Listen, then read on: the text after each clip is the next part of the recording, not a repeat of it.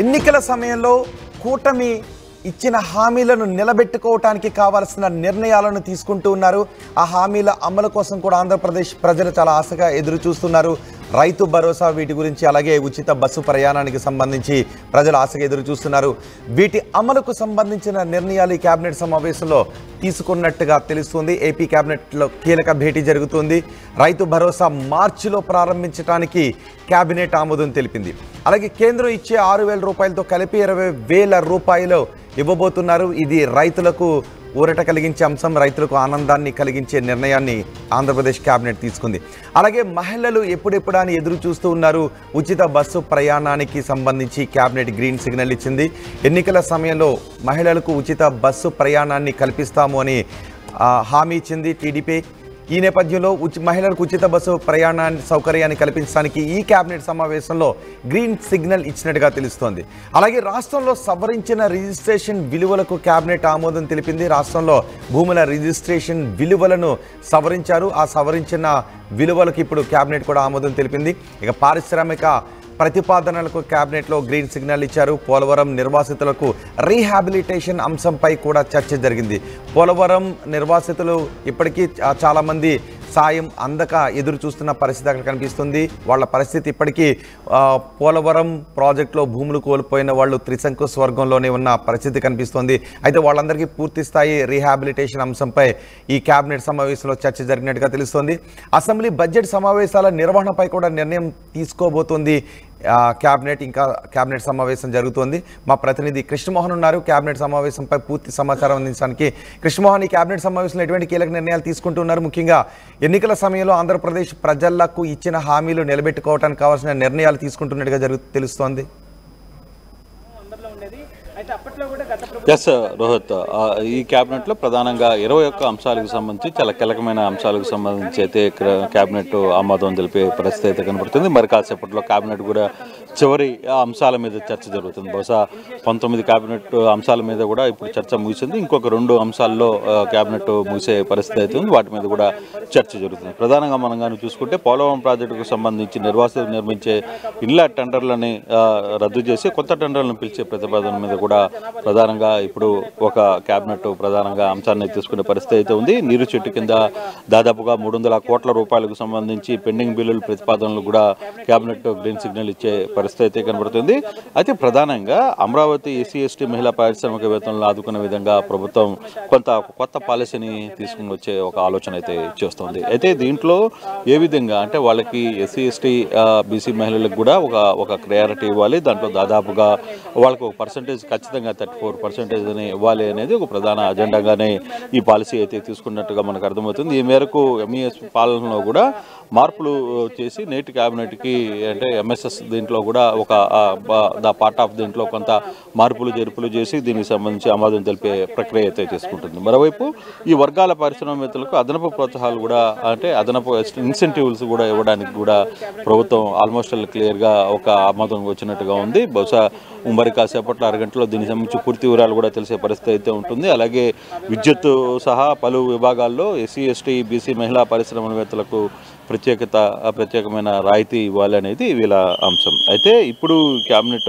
ఆమోదం సంబంధించిన దాంట్లో ఏదైతే విద్యుత్ సహా పలు విభాగాల్లో ఎస్సీ ఎస్టీ బీసీలకు కొంత వాళ్ళకి మహిళా వర్గాలకి దాంట్లో పారిశ్రామికవేత్తలు కొంత రాయితీ ఇవ్వాలని డిసైడ్ చేసుకుందో దాని మీద కొంత చర్చ అయితే ఈరోజు క్యాబినెట్లో పూర్తిగా జరిగిన పరిస్థితి. మరోవైపు విశాఖలో గాజువాక రెవెన్యూ గ్రామ పరిధిలో 1000 గజాల వరకు కూడా అభ్యంతరం లేని భూముల నిర్మాణాల క్రమబద్ధీకరణ కూడా ఒక ప్రతిపాదనకి ఆమోదన వచ్చింది. నామినేషన్ పోస్టులకు సంబంధించి ప్రధానంగా నామినేటెడ్ పోస్టులకు సంబంధించి బీసీలకి 34% ఖచ్చితంగా వర్కౌట్ అయ్యేటట్టుగా అంటే రిజర్వేషన్ కల్పించేందుకు ఆమోదం తెలుపుతుంది. అంటే బేసిక్గా 50% రిజర్వేషన్ అన్నా కూడా వాళ్ళలో వివిధ రకాలుగా బీసీలకు అంత పర్సంటేజ్ లేదు కాబట్టి దాదాపుగా 24% వరకు వచ్చే అవకాశం ఉండేది గతంలో. కానీ ఈసారి 34% డెఫినెట్గా బీసీలకి ఆ రిజర్వేషన్ క్యాబినెట్ హోదాలో రావాలి అనేది క్యాబినెట్ నిర్ణయం తీసుకుంది. ఇది నిజంగానే బీసీలకి ఒక మంచి నిర్ణయం అనేది చెప్పాలి.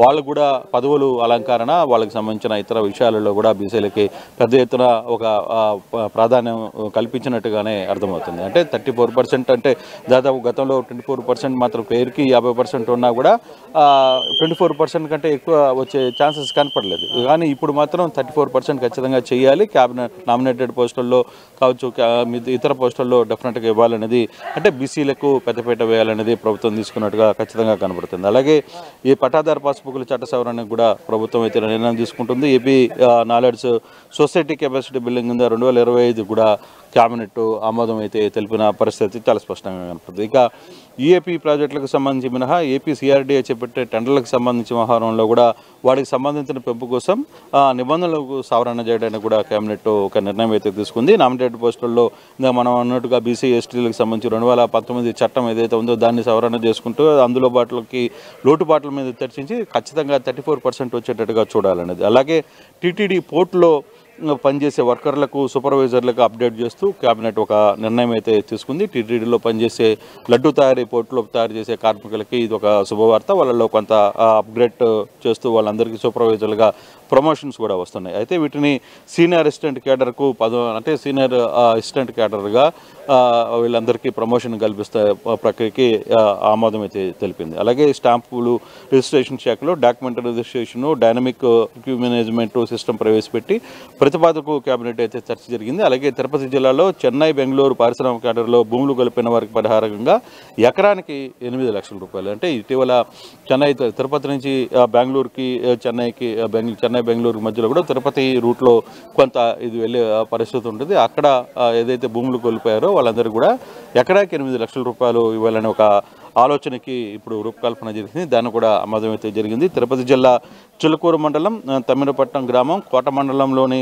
కొత్తపట్నం గ్రామం పరిధిలో కూడా పరిహారానికి పెంపొందింది. ఈ రెండింటి కూడా కొంత ఓటర్కి అక్కడున్న భూములకు కొంత ప్రభుత్వం తీసుకునే పరిస్థితి ఉంటుంది కాబట్టి వాళ్ళకు కూడా ప్రతిపాదన ఏదైతే గతంలో కంటే కూడా కొంత ప్రతిపాదన పెంచే పరిస్థితి అయితే ఉంది. భారత్లో తయారైన విదేశీ మద్యం, బీరు, తర్వాత అదనపు స్పిరిట్ల మీద అదనపు రిటైల్ ఎక్సైజ్, అంటే గతంలో భారతదేశంలో ఏదైతే తయారవుతుందో ఎక్స్పోర్ట్ చేసే విదేశీ మద్యాలకు సంబంధించి కావచ్చు, వీటన్నిటికి కూడా లైన్స్కి సంబంధించి కొంత సవరణ, వీటిలో కూడా ఎక్సైజ్ ట్యాక్స్ను సవరణ చేసే పరిస్థితి ఉంటే, మరోవైపు ఏపీ క్యాబినెట్లో మరో కీలకమైన అంశాన్ని ఏదైతే సిఆర్డీఏ పరిధిలో పనులు జరుగుతున్నాయి, ఒకవైపు ఎలక్షన్స్ జరుగుతున్న ఎమ్మెల్సీ ఎలక్షన్స్ జరుగుతున్న నేపథ్యంలో కొంత ఆటంకి జరిగే పరిస్థితుల్లో ఈసీకి కూడా వాళ్ళ ఒక లేఖ రాసి కొంత మాకు సిఆర్డీఏ పరిధిలో జరిగే పనులకి ఆటంకం కలిగియద్దు అని చెప్పి ఈసీకి లెటర్ రాసే ప్రక్రియ కూడా ప్రభుత్వం తీసుకోబోతుంది. బహుశా అది ఈరోజు రేపటి లోపల ఆ ప్రయత్నం కూడా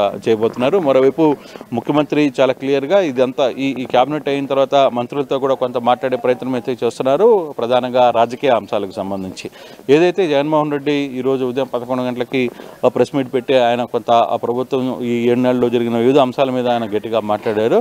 అదేవిధంగా ముఖ్యమంత్రి తన సహచర మంత్రులకు కూడా మీరు ఏదైతే ప్రతిపక్ష నేత మాట్లాడుతున్నారో, ప్రతిపక్ష నేత మాట్లాడిన దాని మీద ఖచ్చితంగా మీరు దాన్ని కట్టడి చేయాల్సిన పరిస్థితి ఉంది, దానికి మీరు కౌంటర్స్ ఇవ్వాల్సిన పరిస్థితి ఉంది. సో లేకపోతే ప్రజల్లో అదే వేగంగా వెళ్ళే, ప్రజలకి దగ్గరగా జగన్మోహన్ రెడ్డి చెప్పిన వ్యాఖ్యలే ముందుకు వెళ్ళే ఒక ఇది ఉంది కాబట్టి డెఫినెట్గా మీరు దాన్ని ఎప్పటికప్పుడు కంట్రోల్ చేయాలి అనే అంశం మీద కూడా రాజకీయాలకు సంబంధించి వ్యవహారంలో కూడా ముఖ్యమంత్రి తన సహచార మంత్రులతో మాట్లాడుతున్నారు. మరోవైపు పనితీరు విషయంలో కూడా కొంత అక్కడికి ఇక్కడ కొంత తేడాలు జరుగుతున్నాయి. మరో అంటే 4-5 రోజుల్లో జరగబోయే ఎమ్మెల్సీ ఎన్నికలు అయితే పట్టభద్రుల విషయంలో కావచ్చు, ఇతర 2-3 ఎమ్మెల్సీ ఎన్నికలు జరుగుతున్నాయి కాబట్టి దానికి సంబంధించి కూడా గెలిపే ప్రధానంగా మంత్రులు బాధ్యత తీసుకోవాలి. దానికి సంబంధించి పూర్తి స్థాయిలో ఇప్పటికే కార్పొరేషన్స్లో ఎలక్షన్స్, మున్సిపాలిటీస్లో ఎలక్షన్స్ జరిగి కొన్ని వాటిని చేజెక్కించుకునే ప్రయత్నం అయితే టీడీపీ కూటమి ప్రభుత్వం చేసింది. అలాగే ఎమ్మెల్సీలు జరుగుతున్న వ్యవహారంలో కూడా, పట్టభద్రుల విషయంలో కూడా ఎక్కడ రాజీ పడకుండా ఓటు బ్యాంకింగ్ సంబంధించి ఓట్లు అక్కడ తమ అభ్యర్థులని కూటమి తరఫున నిలబెట్టిన అభ్యర్థులందరినీ గెలిపించే బాధ్యత కంప్లీట్గా తీసుకోవాలి అనేది ముఖ్యమంత్రి దేశానికి దర్శనం చేస్తారు. కాసేపట్లోనే క్యాబినెట్ మూసే పరిస్థితి అయితే కనపడుతుంది. మరో ఒక 10 నిమిషాల్లో క్యాబినెట్ క్లోజ్ అవుతుంది. సో అయిపోయిన తర్వాత వెంటనే ముఖ్యమంత్రి కూడా కొంత రాజకీయాలకు సంబంధించిన వ్యవహారాల మీద ఆయన మాట్లాడే అవకాశం అయితే చాలా స్పష్టంగా కనపడుతుంది. ఇది ఈరోజు క్యాబినెట్ ఓవరాల్గా జరుగుతున్న వ్యవహారం. మరి కాసేపట్లో సంబంధిత మంత్రులు దీని మీద బ్రీఫ్ ఇచ్చే అవకాశం కూడా మనకి కనపడుతుంది. ఆర్టీవీ యాప్ వార్తల్ని క్షణాల్లో చదివే అవకాశం ఉంటుంది. ఒక న్యూస్ పేపర్, ఒక టెలివిజన్ ఛానల్ మీ చేతుల్లో ఎప్పుడు ఉంటాయి.